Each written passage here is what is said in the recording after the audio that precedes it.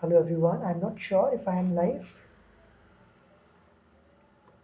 Can anyone please confirm if I'm live, if you can listen to me?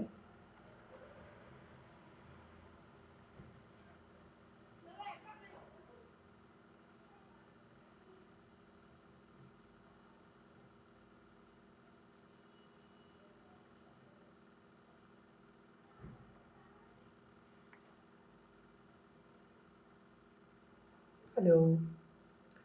So I can say there are 10 people who have joined me with today's session. Could you people please confirm if my voice is clear, if I am live, if I am available with you all?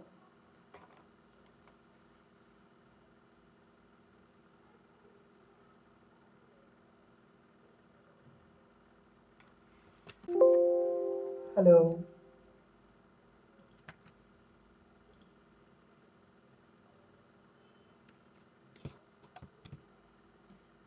Just to give me the confirmation, you can write down something in the chat box or you can simply raise your hand so that I could get to know that three people are here with me.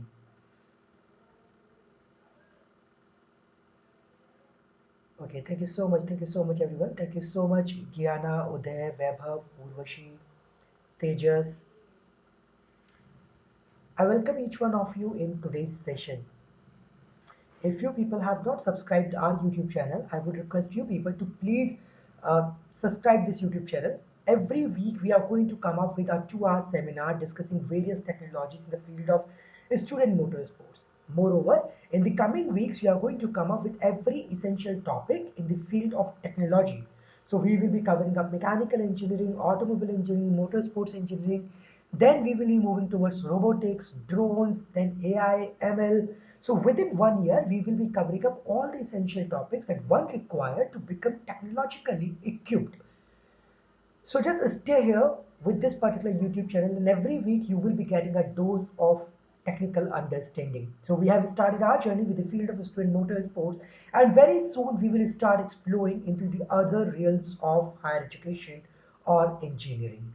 So thank you so much everyone for joining in. So this is the time for us to start this particular session. If you have not subscribed us, I would request you people to please give us a subscribe on our YouTube channel. You can also find us on Instagram. We are available on Instagram with the name of ARC Global. Our username is underscore ARC Global. Find us on Instagram. Give us a follow. Every day you will be getting the updates on what ARC Global is doing. So thank you so much everyone for joining in. Hello everyone, my name is Abhishek Jain. I am the founder director of ARC Global. We have been working in the field of student motorsports for the last 8 years. We provide trainings and the complete manufacturing solutions to all the possible student teams participating in any kind of student motorsports event in India or internationally. So if you are a student team or if you are just a member of any engineering undergraduate institute and planning to participate in any kind of student motorsports event, connect with us today. You will get to understand how to design your dream racing car, racing bike, or whatever the kind of vehicle that you are planning to design or develop. Moreover, if you do not have any kind of manufacturing facility that is not available in your campus, ARC Global will provide you the complete manufacturing solutions in such cases. So thank you so much everyone for joining in. Enough for the promotion. Let's begin up with the session now. So today we will be discussing about e-bike design and dynamics. We have been taking such kind of free sessions for the last 8 years, but this is for the very first time that we have thought of coming up on YouTube. So you can just think of this one thing. In the last 8 years, we have taken almost 500 or 600 free training programs, or more than that, engaged with more than 50,000 students, I believe, altogether. But we thought rather than coming up in the discrete format, why don't we record our content and come on YouTube so that anybody who will be looking up into this particular content in the future, then also he or she would be getting the benefited out of this particular content. Okay, so let's begin the session now. So what do we actually mean by electric bike? Or if I particularly talk about this topic, what all do we expect or can you people can expect from us when we talk about this particular topic? E-bike design and dynamics. Okay. So before we step into the world of electric bike, we should have to first develop a bit of understanding about two-wheelers or develop a bit of understanding about bike. Now, essentially, whenever we talk about bike, in different places, in different countries as well, you would say few of the people would be considering bike. Whenever we talk about bike, there is one thing common that whenever we talk about bike, people know we are talking about a two-wheeler. We are talking about a two-wheeler kind of thing. But some of the people that when we talk about the bike, they used to think that it is a skateboard with a handle. In some of the countries, this is also very popular. Skateboards are very popular. When we talk about bikes, few of the people will be saying, okay, bike means bicycle. Okay, this is also for correct. When we say bike, there are few people who differentiate between scooters and bikes. And even there are people who differentiate between scooties. So scooty, bike and scooter, everything is different for such kind of people. So scooty, say for example, for some people, scooty is kinetic zinc, hmm, hero pleasure.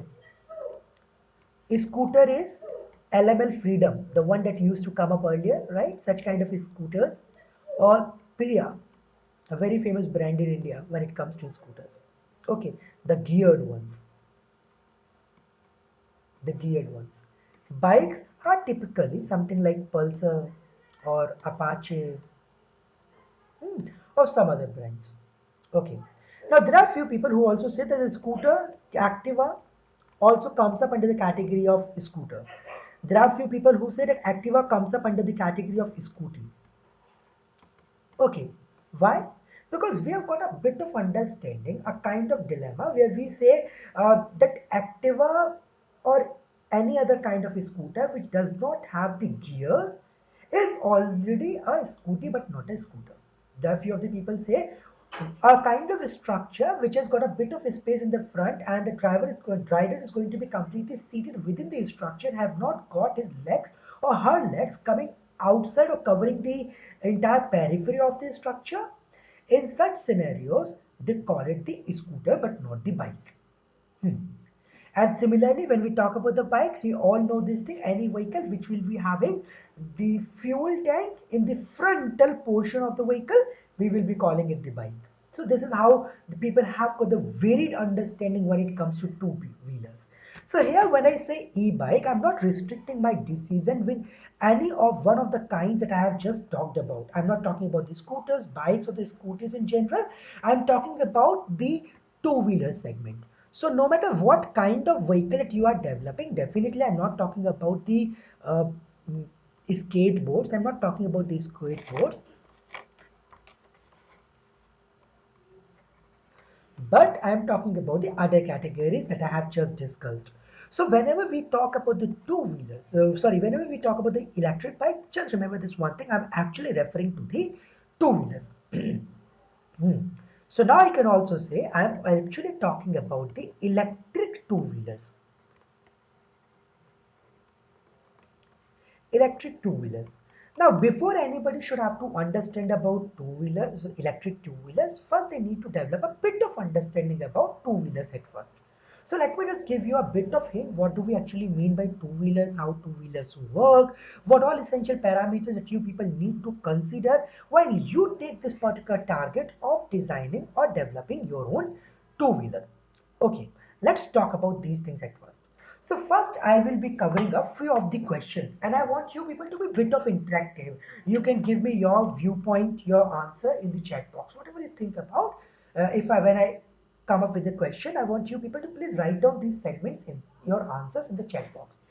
Please remember this one thing that I am nobody to judge you on the basis of answers that you provide. Neither anybody who is listening to this session today or will be listening to this session any day, any time in the world. Nobody in this world has got this particular ability to judge you.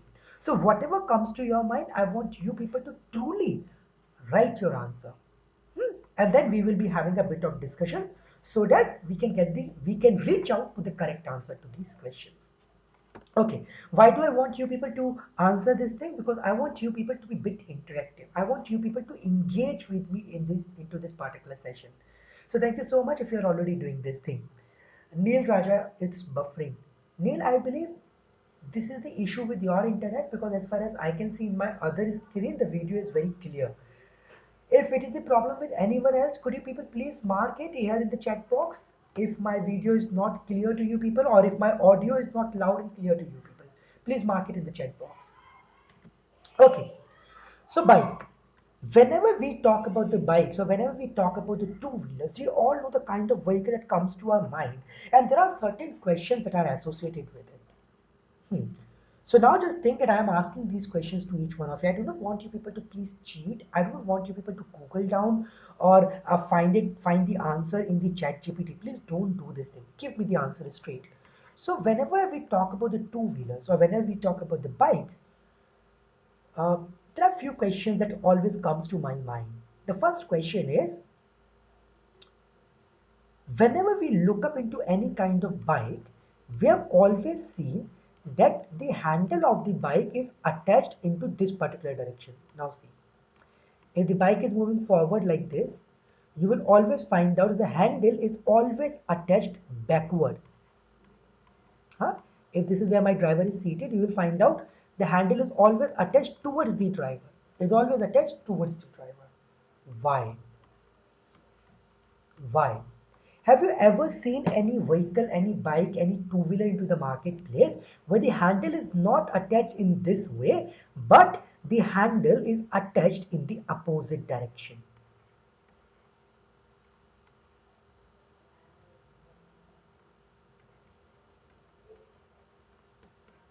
Have you ever seen such kind of bike in the marketplace? No. Whenever we talk about the bikes, whenever we talk about the two-wheelers, this is one kind of vehicle, this is one kind of two-wheeler you will always find out into the marketplace. So my first question is, why so? My dear friends, with this, please remember this one thing. This particular angle, hmm. So this particular angle from the vertical, see, this is the axis, this is the axis, and we call this axis to be the steering axis. We call this axis to be steering axis. Now you can see the inclination of the steering axis from vertical. Now as viewed from the side, I am looking at my vehicle from side, right? I'm looking at my vehicle from side. So this is the side view. So the inclination of steering angle, this is the axis about which my steering is inclined. So this is the steering axis. My steering axis is inclined towards the vertical angle at an angle theta. And this angle theta, my dear friends, in the case of two-wheelers is regarded as the rake angle. Is regarded as the rake angle. So this is the first learning that I am giving you. It is regarded as the rake angle. Now, when this particular inclination is made towards the driver, when the steering axis is inclined towards the driver at the top position, my dear friends, we call it, we call it positive rake angle. We call it positive rake angle. Okay, now I have told you this one thing, it is also regarded as the steering axis, the axis about which you steer your vehicle, or I can say axis about which you are changing the direction of the vehicle. So when I say steering, whenever I say steering, please remember this one thing, steering is associated with the directional input or change of the vehicle. The axis about which your vehicle is changing the direction is regarded as the steering axis. Okay, now you can see in your bikes, you have got the handle that is attached with the tire. And now your handle is connected with the chassis frame structure with the help of a bearing set. With the help of a bearing set, about which it makes a pivot. So if you look up to your handle, if you look up to your tires, it makes a pivot. So when you turn your steering, your tire also turns. When you turn your steering, your tire is fixed, but it is pivoted with the help of my chassis frame structure. So the inclination of this pivot about which this axis is passing on. So this is my tire. Okay. Now this is my tire. You can look up. This is side view. This is the front tire. This is the rear tire. Okay. Now this is my tire, my dear friends. Now please see, my tire is not turning along this particular axis. It is turning along this axis. Okay. So this is my handle connected with the bearing, which is further connected with my chassis frame structure. In whatsoever way I have made my bike. Oh, my driver is sitting and driving it. Okay. In whatsoever way you have made it. Please remember this one thing, my dear. So this axis about which, see, this is the pivot, this is the point about which everything is steering. See, my tire is rotating along this particular axis, not along the vertical, but this particular axis. We call it the steering axis. If it is inclined backward, we will be calling it the positive axis, positive rake angle. If it is inclined forward, we will be calling it negative rake angle. If it is at zero, we will be calling it zero rake angle. We will be calling it zero rake angle. Every vehicle, every bike in the world has got a positive rake angle.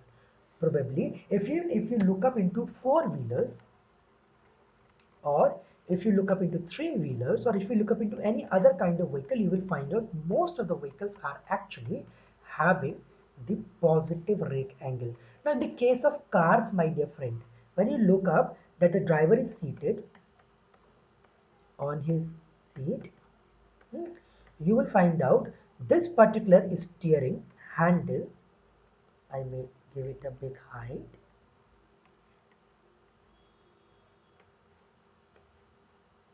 Let's say this is the steering handle, and this is how your driver is rotating your steering wheel. Now, if you look up into the steering handle, it is also inclined backward. But this particular angle is not known as rake angle. No, it is just known as the steering column angle, which holds no relevance to the steering geometry or steering input or output. Okay, it is just the steering. This is how it is fitted. But when you look up to your wheel, your tire closely, lean down, look up to your vehicle's tire keenly, and you will find out that your tire is actually connected with certain pivots. Your tire is actually connected with certain pivots. Just give me a moment, guys.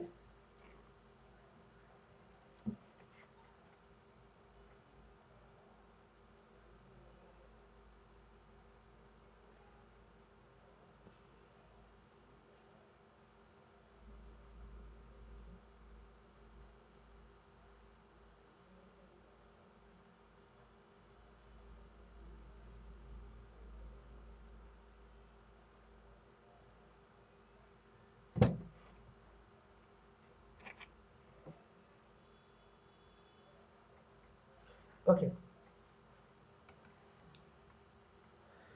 now see. What was I saying? So when you look up keenly to your tire, you will find out that your tire, how is your tire rotating? Like how is your tire turning in the cars? You will find out your tire is connected with A-arms, with suspension arms, which is providing a certain pivotal point. Certain pivotal point. Now, in that scenario as well, you will find out this particular thing is going to be inclined in a certain angle. That pivotal point about which your tire is connected is also having a certain angle. Is also having a certain angle. For that, I would ask you people to please refer to certain videos on YouTube to find out the animation, or simply look up into any SUV. Okay, any SUV into the marketplace, look up to the tire. You will find out your tire is connected with the help of certain arms. Okay, certain arms. Say for example, if this is my tire from the front view, this is my hub or knuckle, they will be connected with my chassis frame structure with the help of certain pivotal points. Now see, this is the axis about which my tire will be turning. My tire will be turning, and I call this the steering axis. Okay.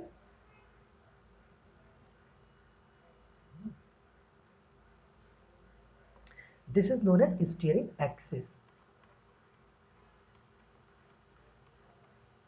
And the inclination of the steering axis, as viewed from the side, not from the front, okay, as viewed from the side,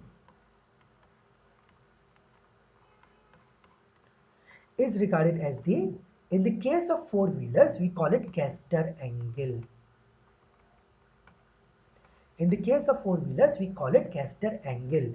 In the case of two-wheelers, we call it rake angle. We call it rake angle. Okay. I will be coming up to this particular segment later on, that why do we always require the positive rake angle. I will be coming up to this segment later on. Dear friends, you will just get to know this thing that ARC Global is the only Indian company that provides the complete solutions in the field of history and motor sports. So be it the trainings and be it the manufacturing, we have it all for you people.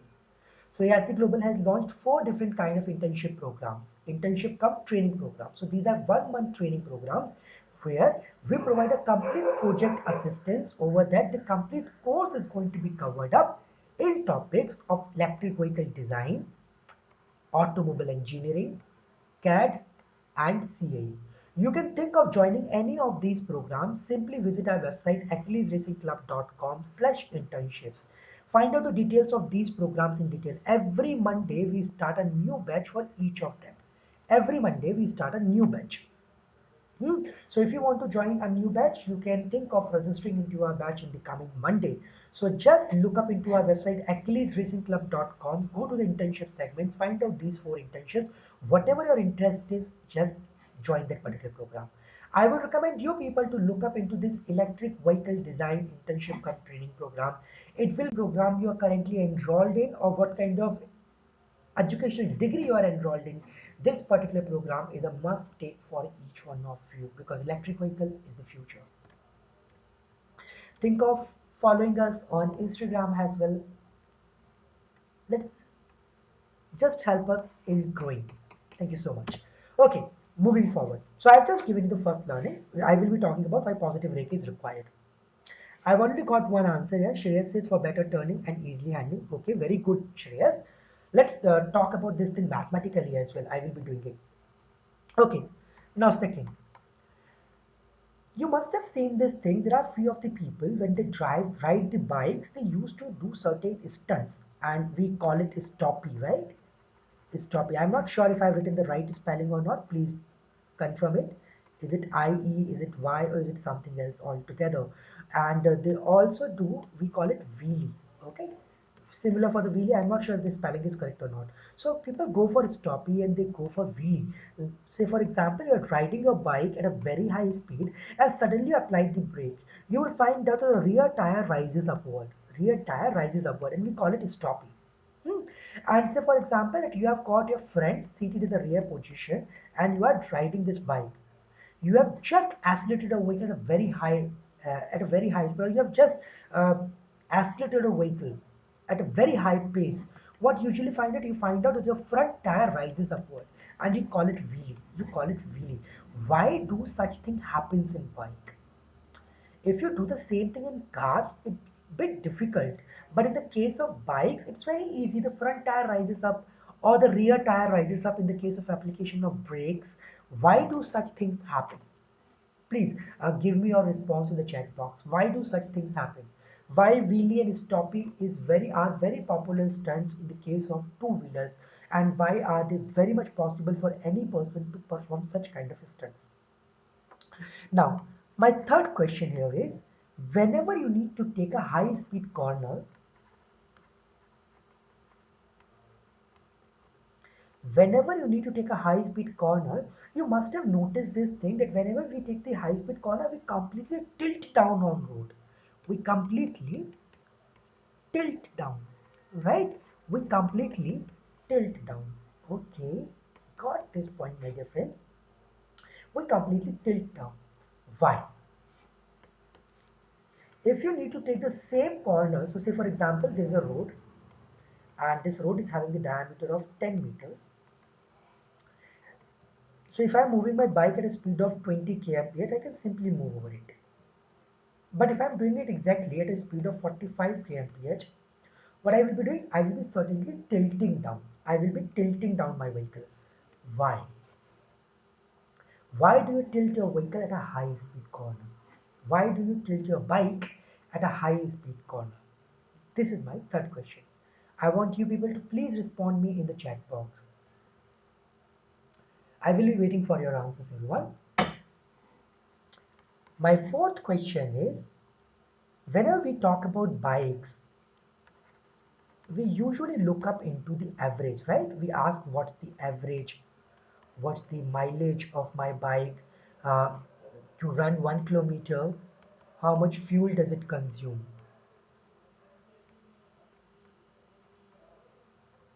how much fuel does it consume.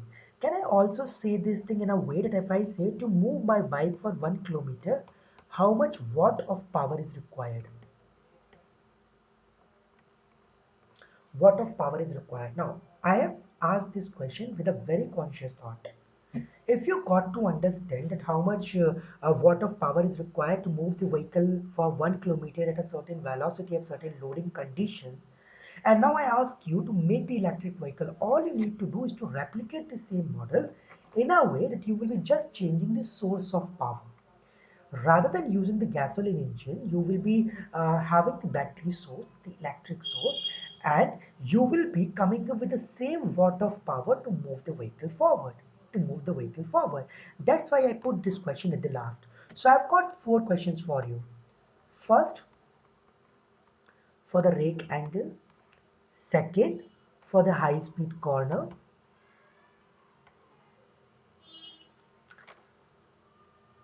Third, uh, weight transfer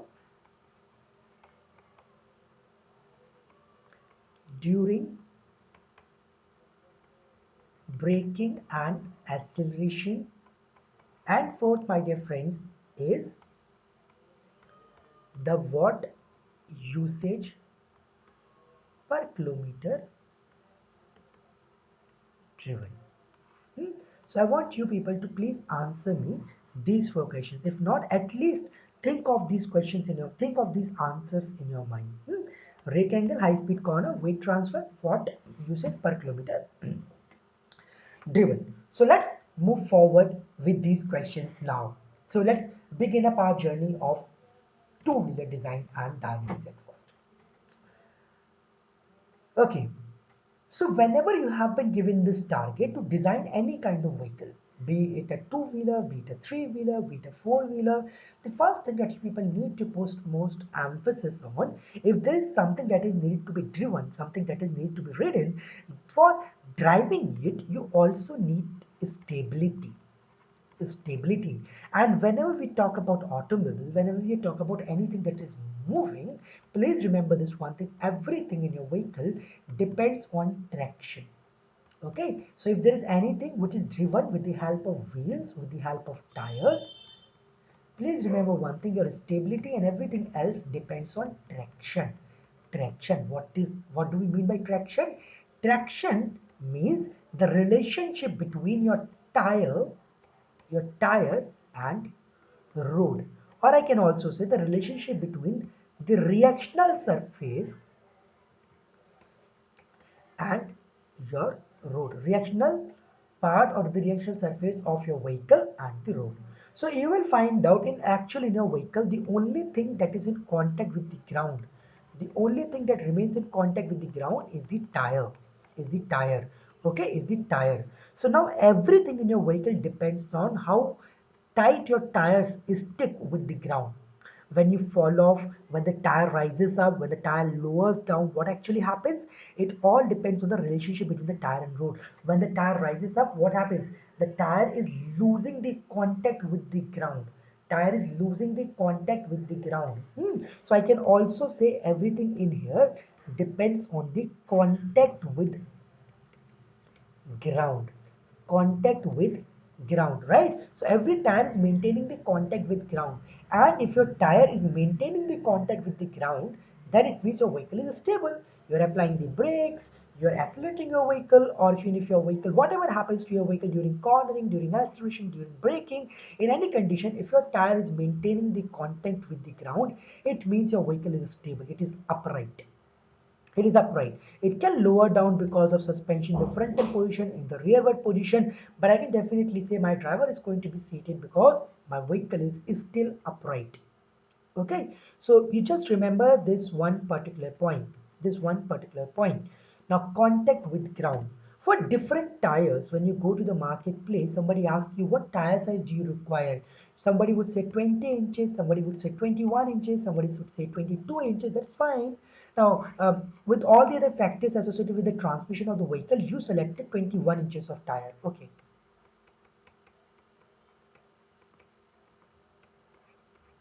21-inch tire size. Now, even if when you selected 21 inch of tire size, my dear friends, people would ask you what width of tire is required. What width of tire? Why do you require various width? When you look up into high-speed vehicles, you will find out width of the tires is way too high. When you look up into these passenger vehicles, you will find out, or the normal vehicles, you will find out the width of the tire is bit lesser. So why do we have such kind of things in the vehicle at the very first place? So we will be discussing about this thing now.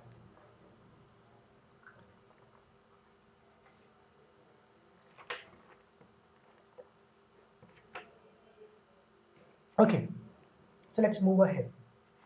So it depends on the, it all also depends on the width of the tire. So when I look up to my tire from the side view, see like this. From the side view, if I say the radius of the tire is 20 or say 10.5 inches. Now, when you look up to my tire, you will find out tire is certainly flat on the surface. If I look up to this thing, it is certainly flat on the surface. You can see this thing.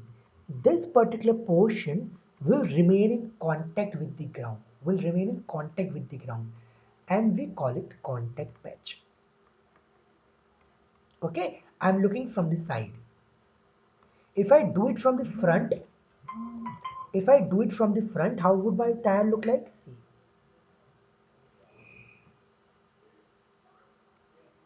something like this. If the width of the tire, say for example, is 7 inches, you will find out this is the contact patch that my tire is maintaining in the front, from the front view. Okay, from the side view, this is the contact patch. From the front view, this is the contact patch. Now, there are two vehicles having the weight of 100 kg. Both the vehicles are having the weight of 100 kg. And I am driving both the vehicles at a speed of 50 kmph. Now you will find out in any condition this particular tire having 21 inches of tire size, and there is another vehicle having the tire size of 25 inches. 25 inches. In any condition, you will find out the contact patch of this particular tire in this particular scenario. See, in this scenario is greater, in the side view is greater in comparison to the 21 inches of tire. Okay, if I say the width of this tire is 7 inches and the width of this tire is 5 inches. That is, from the side view, the width of this tire is lesser in comparison to this particular tire. In comparison to this particular tire. Why I said this thing, everything will make sense in future. Just give me some time. Everything will start making sense. So there are two different tires, 21 inches, 25 inches dia. Okay, having the width of 7 inches here, having the width of 5 inches here. So if I look up from side view, this is how my tire would look like. Say for example here, it is making the contact patch of 15 inches. Now here, side view. It is maintaining the contact patch of 17 inches or 18 inches. From the front view,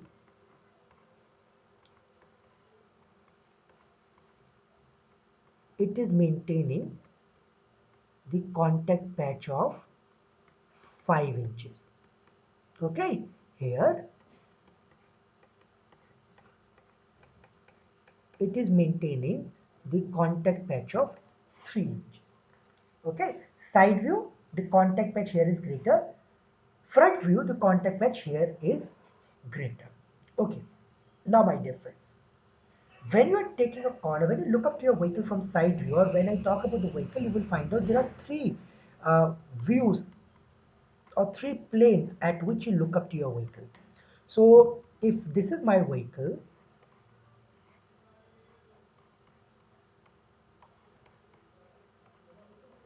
okay, this is my vehicle and I'm now riding it, you will find out that this is how I have made it. Okay, okay, okay. So if I'm riding my bicycle like this, you will find out that the axis that is passing from front to rear or rear to front is regarded as the longitudinal axis. The axis that is passing inside the screen, that is right to left or left to right, is regarded as the lateral axis. And the axis that goes from top to down or down to top, it is regarded as the transverse axis or vertical axis. Vertical axis. Okay. Having said this thing, now see, if I'm moving my vehicle forward, this is how my tires are rotating. See, tires are rotating like this now, friction back, moving forward. Tires are rotating like this, friction back, moving forward. So my tires are rotating. So now you can see this axis is known as longitudinal axis. The frictional force that is keeping my vehicle moving forward is also the longitudinal force. Can also be considered as the longitudinal force. Now from the side view, if I stand at this side view and if I look up at this longitudinal force, can I see it? Yes, I can predict this thing. See, the longitudinal force is going right and left, sorry, front and rear. Okay, cool. So the force that is responsible to move my vehicle forward, longitudinal force, is visible from side view. Or I can also say this is a side view force. Okay, now if I talk about the front view, if I take a corner,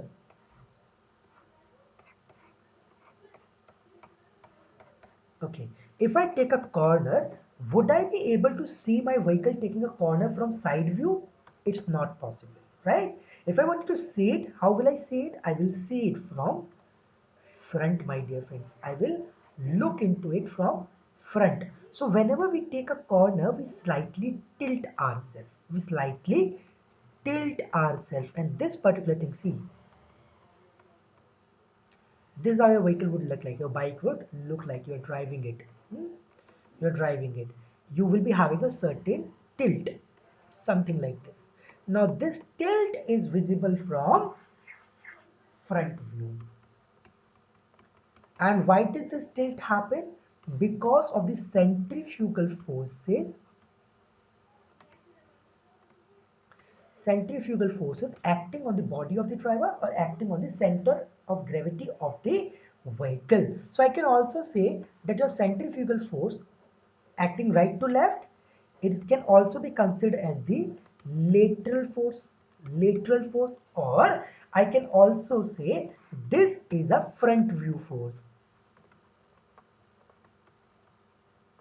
Because I can predict this force on screen from the front view, but I cannot do it on screen in the side view. See, on in the side view, can I show you where is the centrifugal force? No, but in the front view I can show this thing. In the front view I can show you this thing. Now when this particular force is also acting, a tire tilt will also change. So it means a frictional force will also, when you are going to take the corner, your tire is also turning. Your tire is, it means shifting its place on the tire center contact patch, the tire's contact patch as well. So the tilt of the tire is also causing the change in the contact patch in the lateral direction. So even on the tire surface contact patch, a lateral force is acting. A lateral frictional force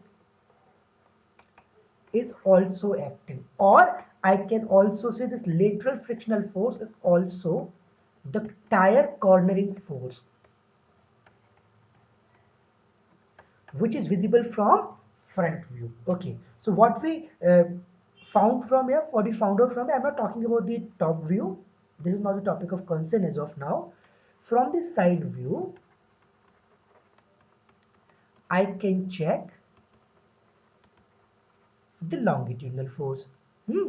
From the front view,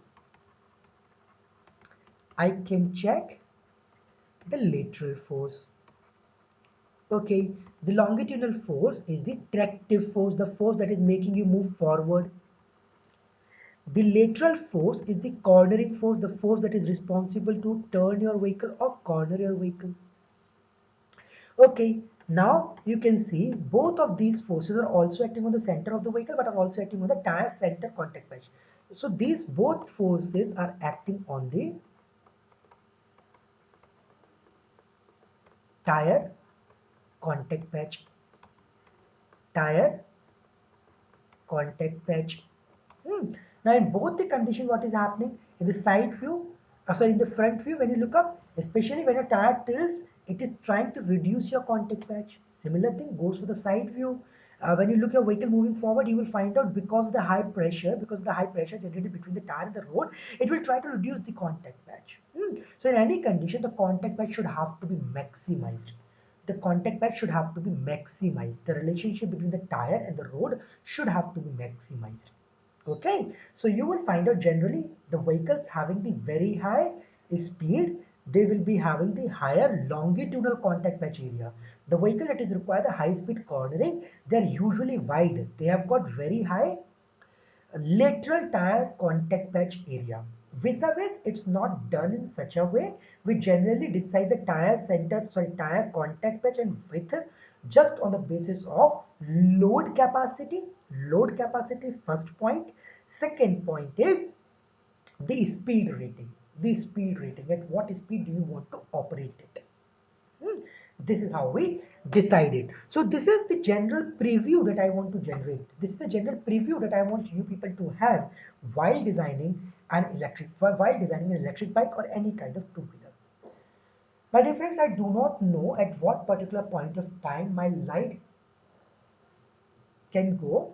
So in any time of the session, when you find out the screen blackens out, just consider that I have my electricity went out and I won't be able to continue with the session today.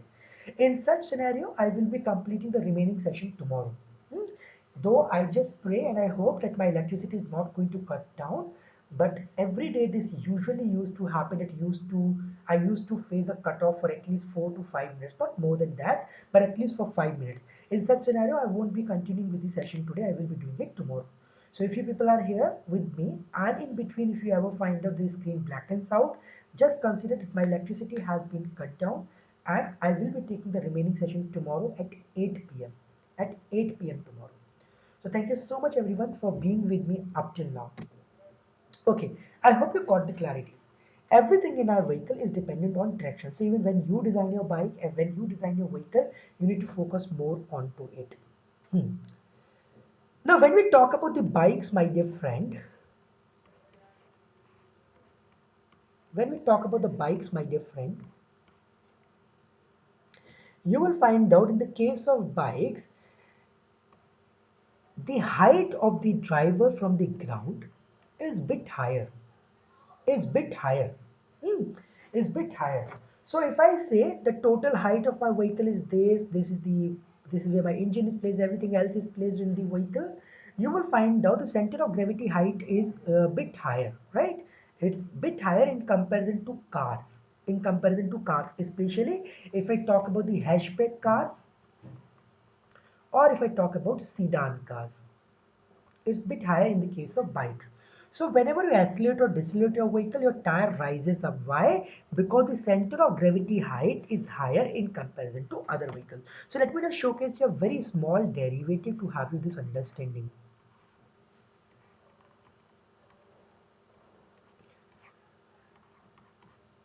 Okay, so in actual, this is how your driver is going to ride this vehicle.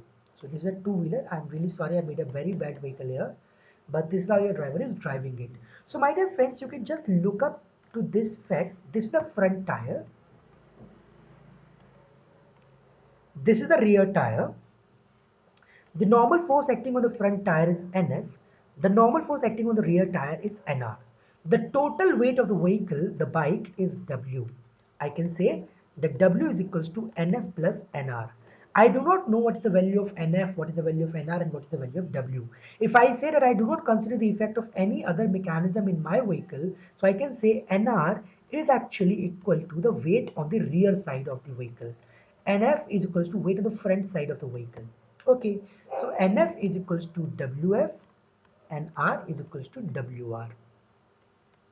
I can also say that W is equals to WF plus WR. It means the weight on the front tire and the weight on the rear tire. W is the total weight of the vehicle. I do not know where is my center of gravity position line. But if I say from the rear tire center contact patch, okay, remember this one thing. If this is the tire, this is the total contact patch. I'm not talking about the center of the tire. This is the total contact patch. The center of the contact patch from front to rear, the center of the contact patch, this distance is known as wheelbase. In the normal condition, this distance is known as wheelbase. Okay.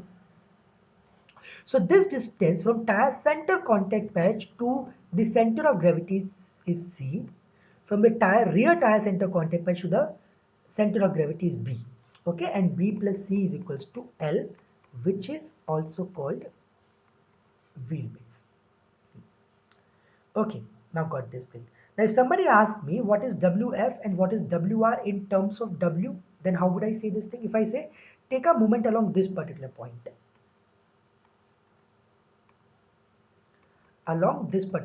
okay, NF multiplied by B plus C, if I say anti-clockwise is positive, minus W into C is equal to 0. W is making the clockwise. WF will become W into C by B plus C is equal to L. Putting this equation here, I will find out that WR is equals to W into B by L. These are the static loading conditions. Static loading conditions. But my dear friends, what if I say that my vehicle is moving forward at a certain velocity?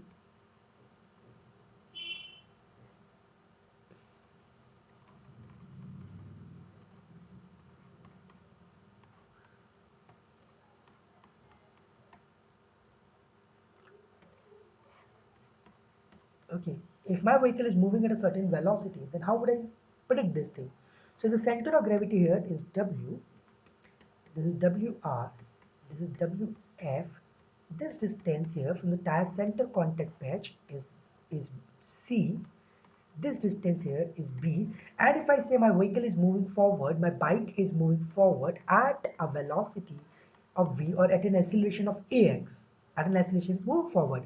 But as per the DLM-4, the acceleration is going to be considered in the opposite direction. The force here will be acting as MAX, or I can also say W is equals to mg. So M is equals to W by G. So I can write W by G into AX. Let's solve the moment equation. If the entire thing is into equilibrium and let's take the moment along this particular point, I will be seeing NF into B plus C minus W into C. Okay. Now you can see one more point here, minus MAX, W by G into AX into at a height of H is equal to 0. You will find out that WF will become W into C by L plus W by G into AX into H by L. So this is what we will be actually,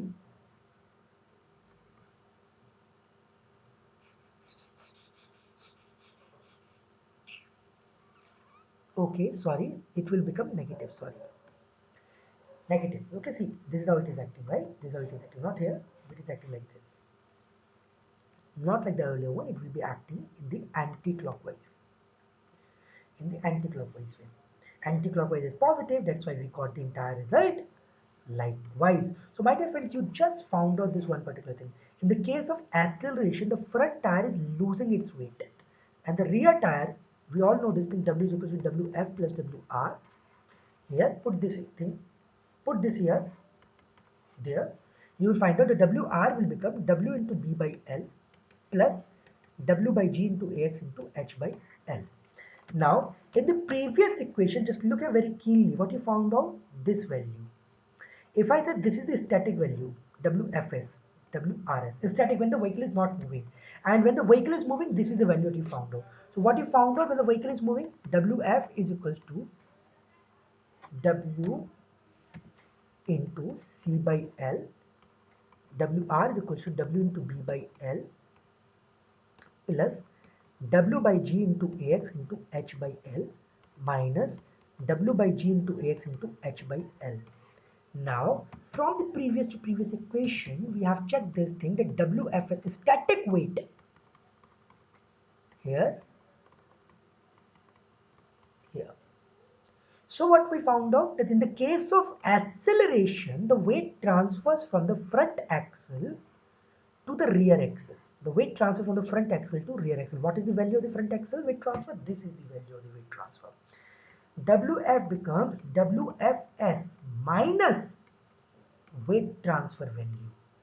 WR becomes WRS plus weight transfer value. Okay, so my dear friends, please remember this one thing. This is the value, this is the dynamic value, this is the static value, this is the weight transfer. And the weight transfer is equal to W by G into AX into H by L. And weight transfer depends on what? It depends on acceleration. It depends on height of center of gravity. In the case of bikes, it's very easy to go for wheelie. It's very easy to go for stoppy. Why? Because the height of center of gravity is very high. If the height of center of gravity is high, it means this weight transfer value will also increase. If the weight transfer value is high in a way that this value becomes greater than the static value, then what do we mean by that? When this value, the weight transfer value is greater than the static value, it means your tire already has already lost the connection contact with the ground. It is above the ground. It has lost the contact with the ground. I hope this is clear to you. Could you people please confirm in the chat box if it is clear to you? If it is clear to you, could you please confirm? Okay. Now going back to the very first question, why do all these vehicles have got positive rake angle? Side view, making the side view of the vehicle.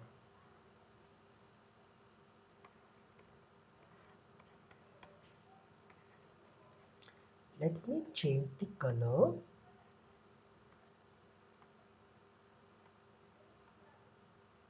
Okay.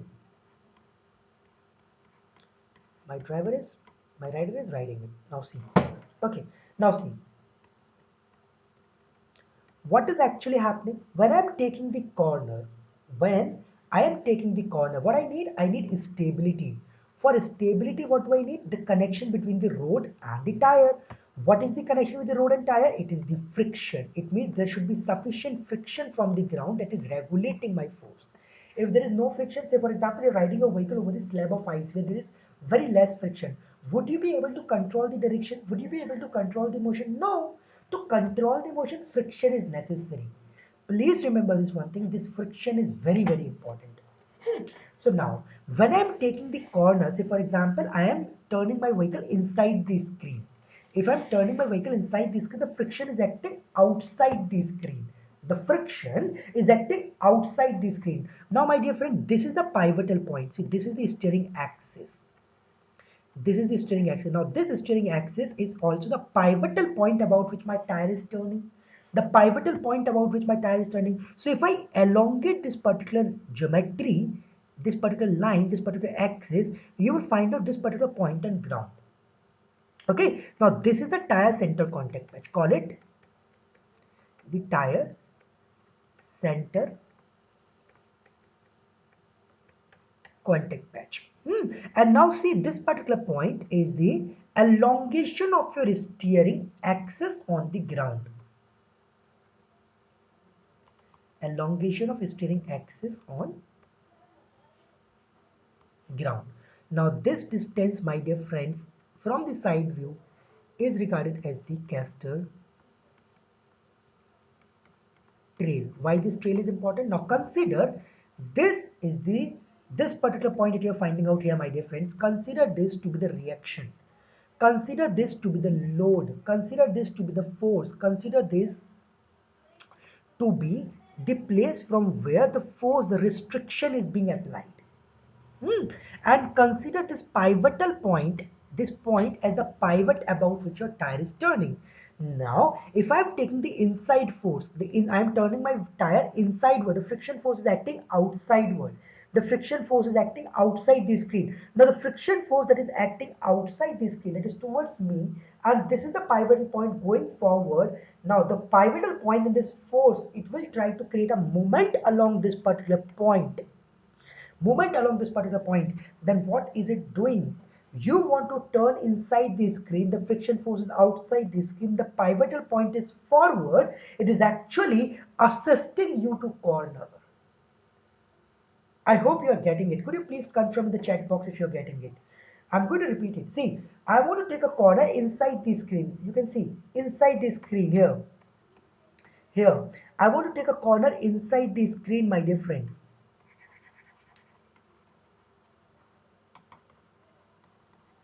Inside the screen, the force is coming outside the screen from this point. From this point, this force coming outside the screen multiplied by this caster trail that is along the pivotal point, it is trying to tilt my tire inside the screen, hence assisting my steering, hence assisting me with the steering input. My dear friends, if I would have done the exact opposite thing, what would have happened? What would have happened? If it was here, it would have restricted my steering. So having the positive caster always allows the driver to steer the vehicle in the easy way. If you're having the negative caster, it would have become very difficult for you to steer the vehicle. So positive caster angle allows the drivers to steer the vehicle.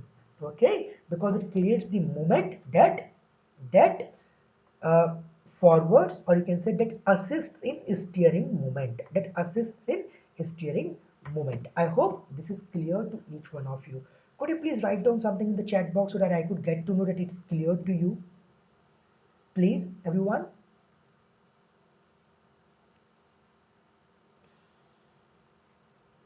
Everyone, could you people please write down something in the chat box so that I could get to know that you people got the concept?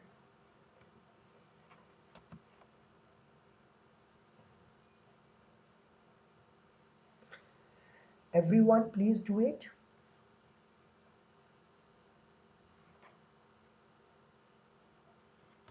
Okay, having said this thing, let's move forward.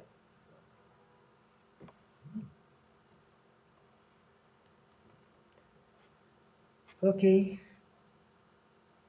Yes, sir. Yes, sir. Yes, sir. Danny, Neil, Dheeraj. Thank you so much, everyone. Okay. So I hope you got this thing. I hope you got this thing. So I have raised 4 questions to each of you. What those questions were? Rake angle, I gave the answer. Weight transfer during braking and acceleration, I gave the answer. How did weight transfer occur? Now I need to answer the high-speed cornering. Now, similarly, whenever you take a corner, the centrifugal force is acting at the center of gravity position. The centrifugal force is acting at the center of gravity position, and this particular force is responsible to tilt your vehicle. So now see, how is it? How is this happening? The centrifugal force that is acting on your vehicle here, centrifugal force multiplied by h by track width will cause the weight transfer. It will cause the weight transfer. Now, if you look up into the two-wheeler, you will find out everything depends, your cornering depends on the width of the tire. Your cornering depends on the width of the tire, how wide your tire is. So if I say, if this is my tire in the front view, this is my steering wheel, this is how my driver is operating it. Now see, in the front view, the centrifugal force is acting on my bike at any position. This is the height h. This is the width of the tire t. So I'm saying everything is acting at the center of the tire. I just need to know if this is centrifugal force Fc acting on my vehicle, and I need to find out earlier that the total weight on my tire here is, earlier it was W. Earlier it was W. Or I can say here it was mu into W. If I just need to consider this fact on the ground. Okay, or if I just talk about this particular position here, the force acting It was W. It was W. It could be right, it could be left, it could be either at the center. I'm not sure about this thing. So if I need to find out how much weight transfer is acting, I just need to solve the same equation that we have solved earlier, and you will find out, that total weight W, if this is not right and this the weight is tilted certain like this, you would be saying the total weight here is the weight acting here and the weight acting there. I would just say W by 2 plus W by 2. And it's very easy to do the entire analysis when we divide our vehicle into two tires in the sideways. Okay, two tires in the sideways. Simple. The distance between the two tire center contact patch is T. Hmm, T. The total weight here is W. The weight here is W1. The weight here is W2. N1, N2 or W1, W2, whatever you want to call it. The centrifugal force that is acting here is Fc at a height of h. At a height of h. And when you do this analysis, my dear friends, you will find out that the total weight here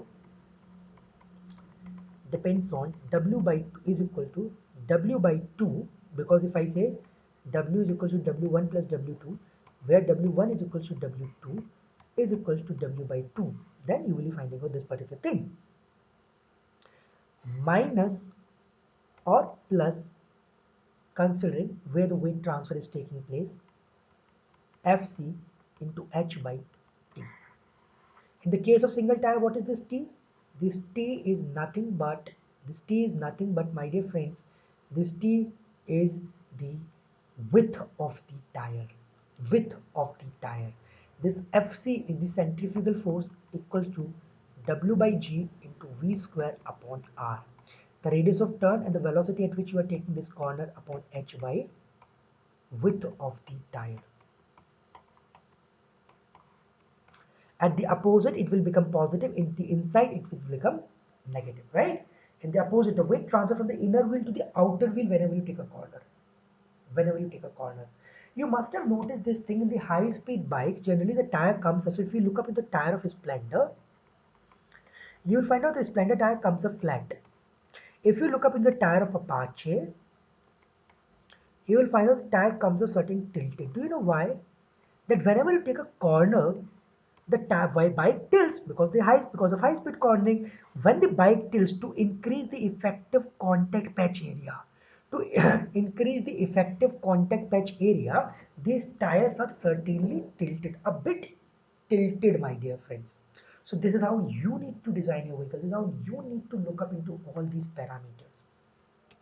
So anybody who wants to know more about electric bikes, or just about the two-wheelers, just about the bikes, I would recommend you people to go with motorcycle dynamics and handling by Tony Fall. Read this book. Second, motorcycle dynamics and handling by Victoria Cosalter. I would recommend you people to go through these two textbooks, particularly the second one. It will give you the clear-cut understanding how a two-wheeler is needed to be designed or is needed to be developed. Now I am moving towards the last phase of today's session with the fourth question. How much watt of power required to move the vehicle for 1 kilometer? My dear friends, if you do the entire calculation, you will find out, say for example, if I need to do the simple calculation, generally all the two-wheelers were having a weight of almost 200 kg along with the driver and the complete vehicle. If I say this vehicle is not having any wheel, there is no tire attached to it. It is simply I'm sliding it. So if there is a block of 200 kg and I need to slide it, then how much force is required? You will think very simple. The weight here is W, 2000 Newton. Mu is equal to 0.7. So you will think the force required to move it.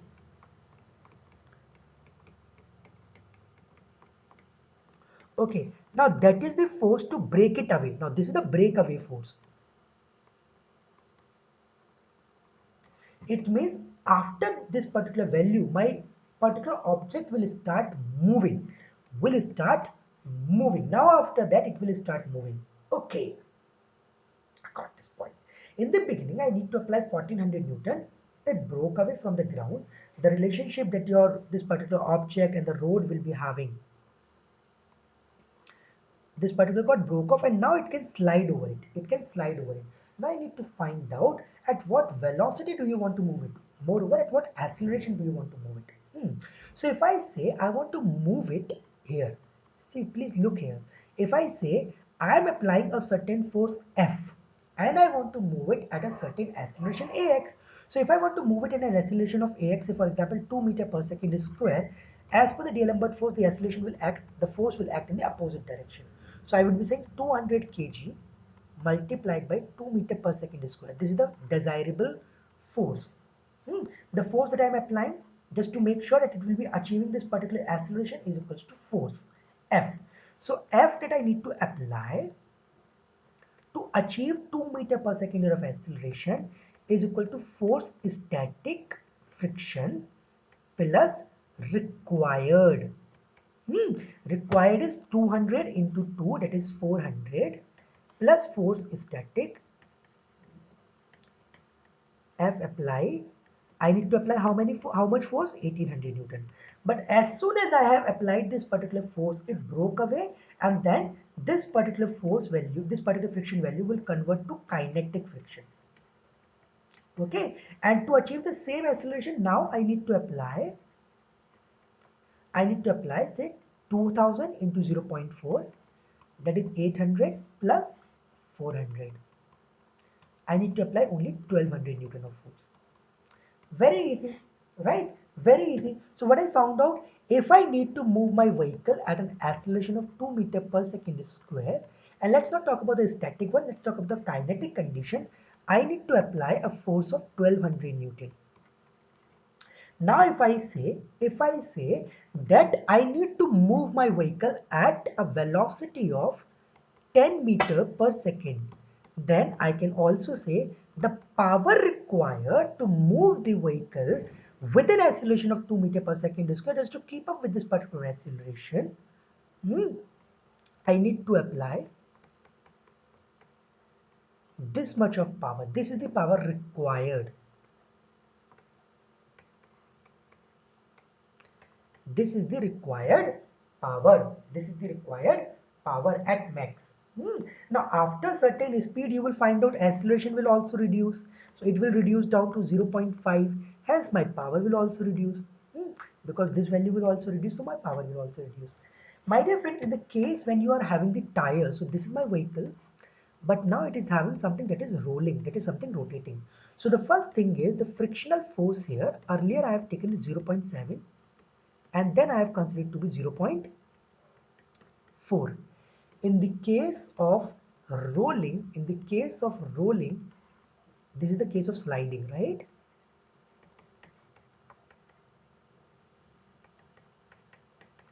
What I found out, it was 12,000 watt in the case of sliding. And actually you will find out this value is going to be very less, because as you increase the speed, the friction will also keep on reducing, and it will somewhat become 400 watt. Just to slide it, then also you just require 400 watt, something like that. In the case of rolling, you will find that the friction value is 1.10 times of sliding friction value. So when I said here that the value is 400 watt, you will find out in the case of your bikes which are having the tire, it becomes somewhat around 40 watts. Somewhat around 40 watts. So this is what you will be finding out, my dear friends. Okay, now when I said this thing, in the case of usually if I talk about the bikes, you will generally find out in the case of bikes, in the case of motorcycles, usually to move a bike for 1 kilometer at a speed of 60 kmph or something like that, you will find out generally the power taken by the bike is somewhat around 25 watt to 30 watt to move the vehicle for 1 kilometer at a speed of 60 kmph. This is what is generally required in the case of two-wheelers. Okay, you can also develop this particular analogy that when people say that when you go for cycling For 5 kilometers, this is the count of calories that you burn. So you say I went for cycling at a speed of 10 kilometers per hour. These many calories I have burned. So you can simply calculate how much calories are required to move your bicycle for these many kilometers at such a speed. You can simply do this thing. So why I did this particular activity? We all know about the combustion vehicles, very easy. Everything is available into the marketplace. 10 here I am talking about the tire width. In the two wheelers, we do not have the track width. We talk about the tire width. We are talking about the tire width here. So when we talk about the electric bike, when we talk about the bike and we convert it into electrical segment, we all know this that we need to convert or we need to replace the combustion power source into electrical power source. And when you convert into electrical power source, you should know how much power is required. How much power is required to move my vehicle forward. So there is the engine having producing 10 kilowatt of power and say for example 10 newton meter of torque. If I need to replace it from the engine to electric, what do I do? If engine is producing 10 kilowatt of power, I do not require the same power in electric. I require a very less power. Say for example, the same performance can be achieved just with a 5 kilowatt of power and just with a 5 to 7 newton meter of torque in comparison to the earlier one that I have stated. Do you know why? Because in engine there are so many losses. There are so many losses, the frictional losses, the output losses. If I talk about the electric, the efficiency is 95%. If I talk about the engine combustion one, the efficiency is very less. There are so many rotating parts in engine, but in the case of electric, the rotating parts count is lesser. There is no clutch, there is no gearbox in electric.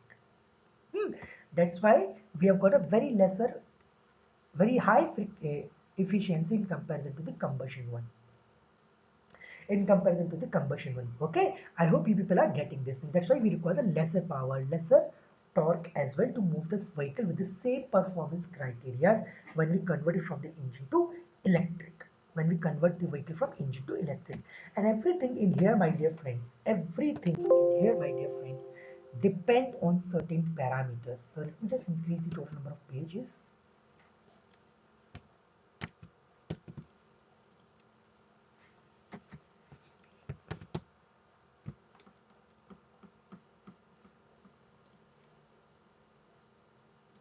Okay. So it all depends on rotational inertia.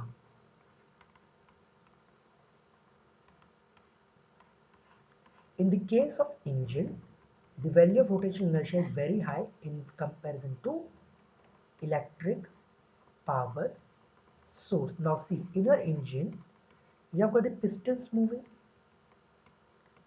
you have got the crankshaft moving, you have got the output shaft moving, you have got your camshaft moving, then you have got your flywheel rotating, flywheel crankshaft both are rotating. Then you will be having your clutch, you will be having different stage gearbox. In the case of electric vehicle, there is no clutch, there is no crankshaft, there is no camshaft, there is no flywheel, there is no piston, just the output shaft. That's it. Okay, so that's why the rotational inertia of electrical power source is much lesser in comparison to engine one, hence increasing the efficiency of overall product. Hence increasing the overall efficiency of the product. Okay, let's move forward. In case of conventional bikes,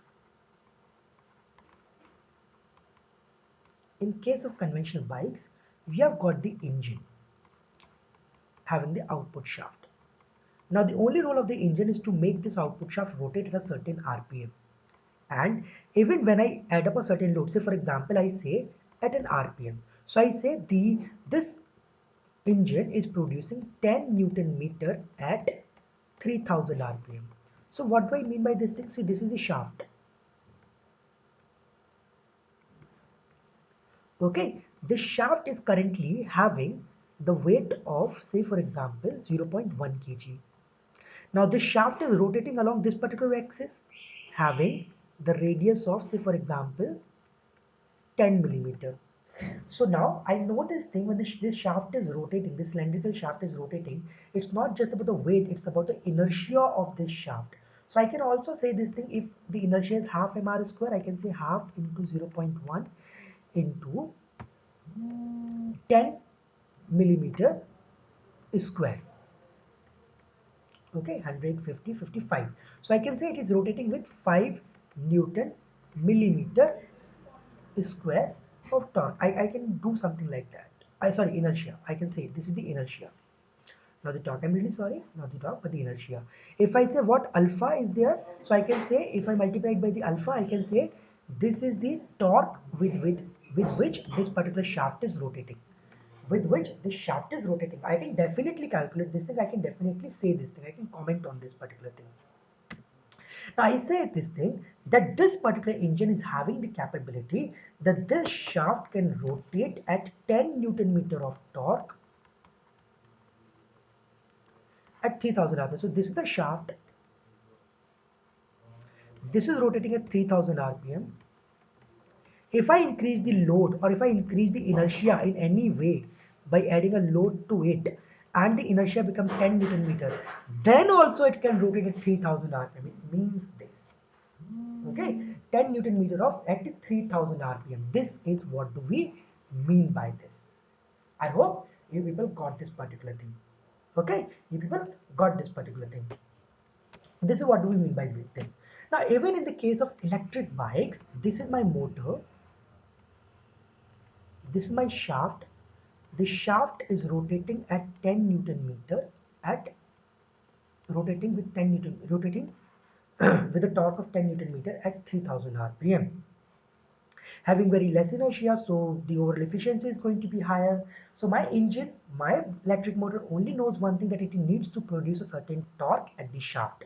And when this torque is being produced, it is having a certain velocity. It means the power is also being produced. That's it. RPM and torque. This is all that it needs.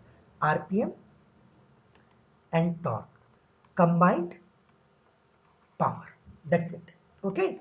Now, in the case of conventional vehicles, there is a fuel line, and this fuel gets inside the combustion chamber. When this fuel is being burnt down, the gases starts moving upward, which pushes my piston and hence creates the entire motion. In the case of electric vehicles, in the case of electric bike, we have got the battery made up of multiple cells. I would recommend you people to please watch our last week video on electric Baha buggy. Sorry, last to last week video. In electric Baha buggy, we have completely explained how the batteries work, how they provide power, the how the power is being produced in electric vehicles, and how the combustion vehicles produce power. The complete discussion has been made in there. So please look up into e-Baha buggy design and dynamics video on our YouTube channel. You will be getting the complete understanding of it. It is a 1.5 hour long video. You will be getting the complete detail of this particular discussion on the power transmission in the case of electric vehicles and in the case of combustion vehicles. Okay, now what is actually happening? I have this particular battery. Now in the case of combustion engine, it is creating the power and it is creating the torque and the RPM. In the engine. Now here in the back motor, it is creating the power, or I can say RPM or the torque. Here I have got the fuel tank. This is my engine producing what? Power, or I can say RPM or torque. So this fuel is providing certain calorific value, some energy. What energy? Chemical energy, which will create a combustion, and this combustion will make sure that the chemical energy is converted into kinetic energy. Here what will happen? The battery is providing the chemical energy in the form of ions.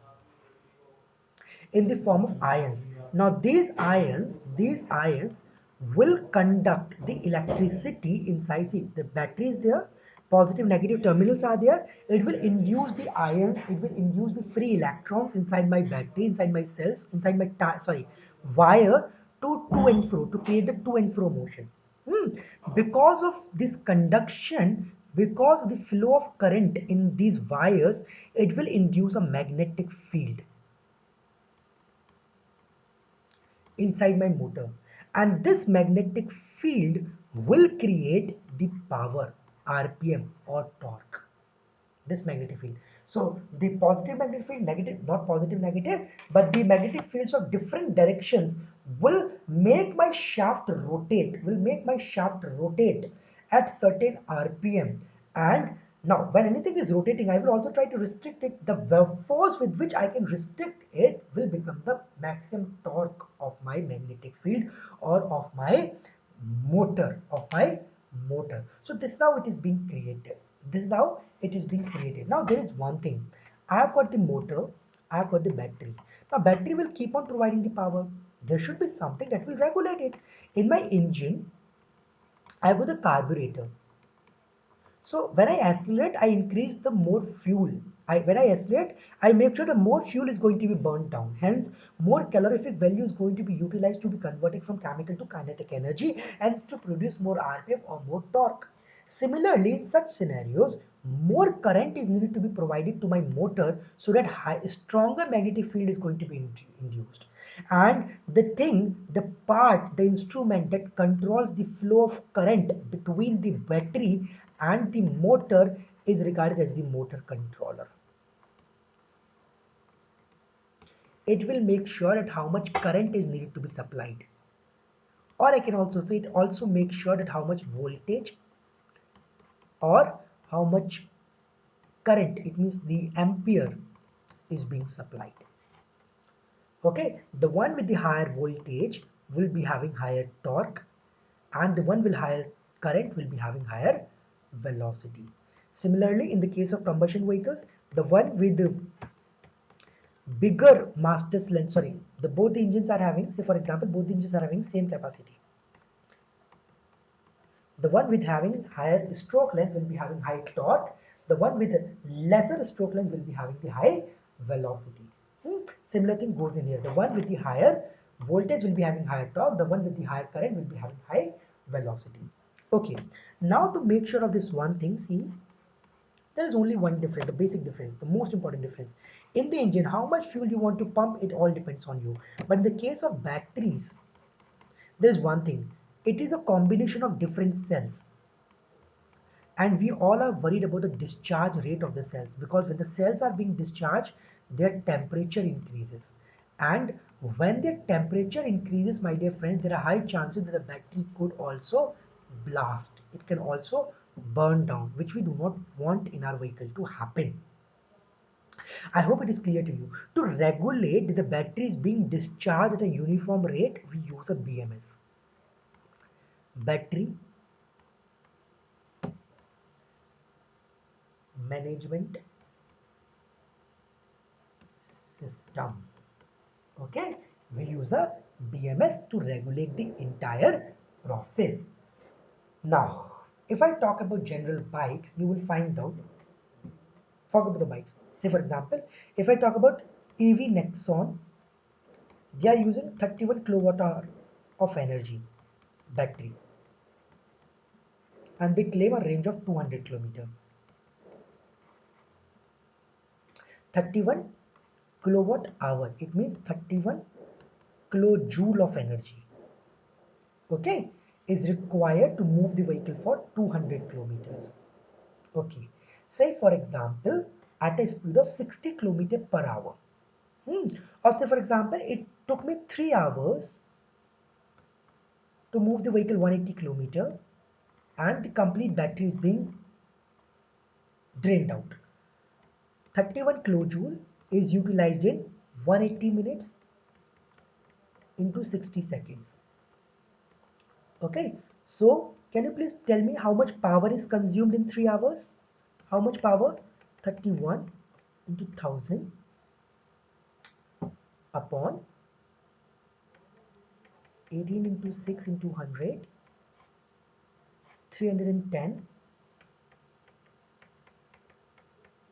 by 54, or simply say 6 kilowatt. Okay, 6 kilowatt is required to move the vehicle how many kilometers? 180 kilometers.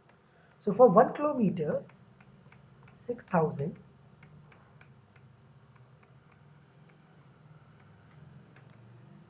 to move the vehicle by 1 kilometer, how much energy is being taken up? Could you please tell me? It is somewhat around 33 watt. Just 33 watt. If I take the counter calculation for Nexon combustion, it is going to be around somewhat 100 to 120 watt. Simple. In the combustion, it is taking 100 to 120 watt. In the case of electric, it is taking just 33 watt. Because the efficiency of electric system is much greater in the comparison to the combustion system. So let's talk about the bikes. In the case of bikes, you will find out generally the bikes take 25 watt to 40 watt in case of some other bikes. In the case of electric bikes, it takes 15 watt to 20 or 10 to 20 watt to move 1 kilometer. So for example, you need to develop a bike which will be having the range of 1000 kilometers, sorry, 100 kilometers. Then what do you require? You require the battery package of 2 kilowatt. That's sufficient. Okay, this is how the things are needed to be generated. This is how the electric vehicle is needed to be developed. Electric bike is needed to be developed. Now, my dear friends, as each one of you already know this thing that this is a free certification session. So everyone who is attending this particular session, I'm really thankful to each one of you for attending this particular session today. Now, in lieu of your efforts for attending this session and showing up the spirits to learn things, I want I want to award you people a certificate of participation for today's session. So I have shared one link with you people in the chat box. I want each one of you to please fill this particular attendance sheet. When you fill this attendance sheet, I would be awarding you the certificate of participation within 72 hours of the completion of today's session. So please fill the attendance sheet. I have shared the link of the attendance sheet in the chat box. Please do it. I want each one of you to please fill the attendance sheet.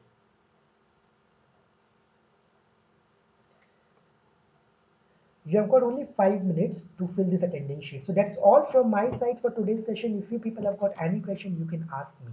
If you have not subscribed our YouTube channel, I would request you people personally to please give us a subscribe because it will help us in reaching out to more people. So thank you so much everyone for joining up with today's session. We have got many amazing programs which we want you people to join in to increase your learning index. So this is a most hot selling program, EV design internship program, a 30 days program having 4 exclusive topics. Every Monday a new batch starts. Find us on eclipseracingclub.com/internship and find out the complete details of this particular program. If you want to inquire about this program, drop me a WhatsApp text at this number. I will be sharing the complete details of this program with each one of you. So thank you so much everyone for joining up with today's session. If you like a session, please follow us on our Instagram, Facebook, and LinkedIn. Please fill this attendance sheet. You will be receiving your certificate of participation within 72 hours of filling this form. Make sure that you fill this form within the allotted time slot. Anybody who will be filling this particular attendance sheet after 11 p.m. will not be awarded the certificate of participation. So thank you so much everyone for joining in.